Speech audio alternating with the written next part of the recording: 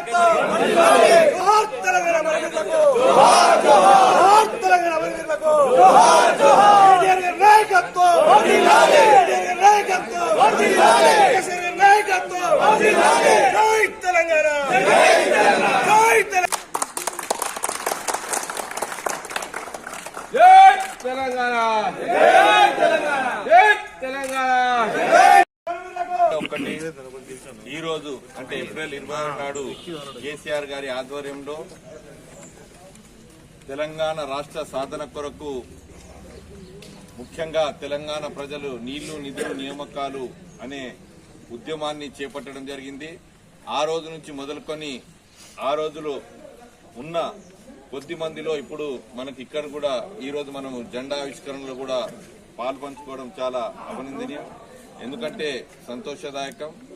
ఆ 23 సంవత్సరాల నుంచి ఉద్యమ బాట పట్టి 14 సంవత్సరాలు పోరాడి సాధించుకున్న తెలంగాణ తర్వాత అధికారంలో చేపట్టిన తర్వాత బంగారు తెలంగాణ దిశగా 10 సంవత్సరాలు అహర్నిశలు కృషి చేసి ఈరోజు తెలంగాణ రాష్ట్రమే దేశంలో ఒక మంచి రాష్ట్రంగా నంబర్ 1 రాష్ట్రంగా పేరు తెచ్చుకున్నదంటే దానికి ఈ ఎంతో మంది అమరులైన త్యాగాలు చేసిన కార్యకర్తలు నాయకులు ముఖ్య కారణము.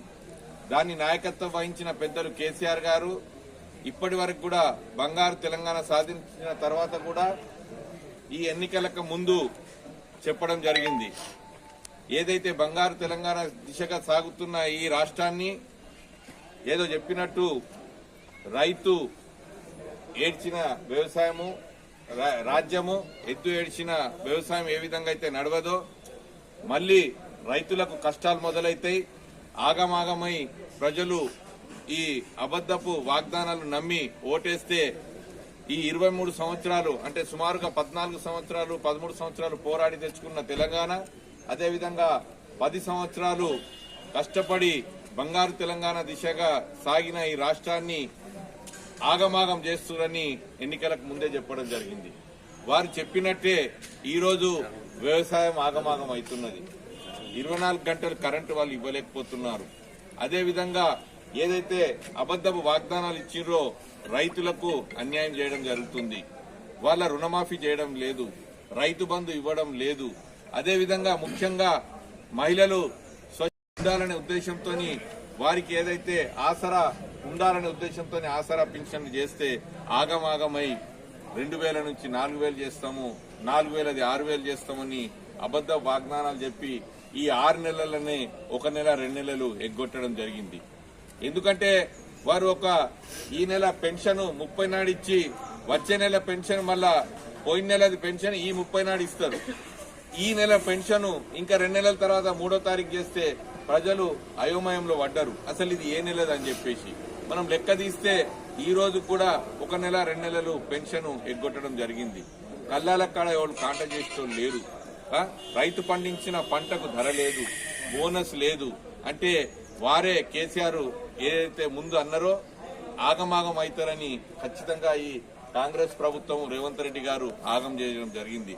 కాబట్టి ఇప్పటికి కూడా కార్యకర్తలందరూ అధైర్యపడకుండా ఏదో అధికారం కోసం వచ్చిన నాయకులు కొందరు పోతే పోని. ఎందుకంటే అధికారం వచ్చినాక ఒక బస్సు నిండా ఒక కారు నిండా ఉండే కార్యకర్తలు 5 కార్లకు మించి మన కార్యకర్తలు నాయకులు తయారైనరు. ఇప్పుడు పోతే వాళ్ళు మధ్యలో వచ్చిన వాళ్ళు మధ్యనే పోతారు. కానీ మనమందరము కేసీఆర్ గారి నాయకత్వంలో, కేటీఆర్ గారి నాయకత్వంలో, హరీష్ అన్న నాయకత్వంలో ఖచ్చితంగా కార్యకర్తలు అధైర్యపడకుండా ఉండి రాబోయే రోజుల్లో మొన్ననే మనం టీవీ9 ఇంటర్వ్యూలో చూడడం జరిగింది. వచ్చే ప్రభుత్వం మనదే. ఖచ్చితంగా ఈ ఆగమాగమైన రైతులు ఇప్పటికే ఆగమైతుర్రు. డొమెస్టిక్ లా పట్టణాలలో కూడా కరెంట్ ఎప్పుడు పోతుందో ఎప్పుడు వస్తుందో వాళ్ళకి తెలియటం లేదు.